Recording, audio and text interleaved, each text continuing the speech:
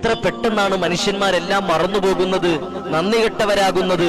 അള്ളാഹു നമ്മളെ കാത്തിരക്ഷിക്കട്ടെ. 71 ദിവസം തന്റെ കൂടപ്പറപ്പിനെ പോലെ കണ്ണിൽ എണ്ണ ഒഴിച്ച് കാത്തിരുന്ന മനാഫ് എന്ന് പറയുന്ന ചെറുപ്പക്കാരൻ, അർജുൻ എന്ന് പറയുന്ന പ്രിയപ്പെട്ട തന്റെ സഹോദരന് വേണ്ടിയിട്ട് കാത്തിരുന്നിട്ട് അവസാനം കിട്ടിയ പ്രതിഫലം എന്താ? നന്ദി കെട്ടവനെന്ന്. അവന്റെ പേരെന്താ? നന്ദി കെട്ടവനെന്ന്. അള്ളാഹു നമ്മളെ കാത്തിരക്ഷിക്കട്ടെ. പ്രിയപ്പെട്ട സഹോദരങ്ങളെ, മനാഫ് എന്ന് പറയുന്ന ചെറുപ്പക്കാരൻ തന്റെ കുടുംബത്തിനേക്കാൾ കൂടുതൽ 71 ദിവസം തന്റെ അർജുൻ എന്ന് പറയുന്ന തന്റെ കൂടപ്പറപ്പായി നിന്നിരുന്ന സഹോദരന് വേണ്ടി എല്ലാവരും കൈയൊഴിഞ്ഞപ്പോ, എല്ലാവരും മറക്കാൻ ശ്രമിച്ചപ്പോ, ആ സഹോദരന് വേണ്ടി നിലകൊണ്ട ഒരു ചെറുപ്പക്കാരൻ അവസാനം പഴികേൽക്കേണ്ടി വന്നില്ലേ? പരിഹാസനാകില്ലേ?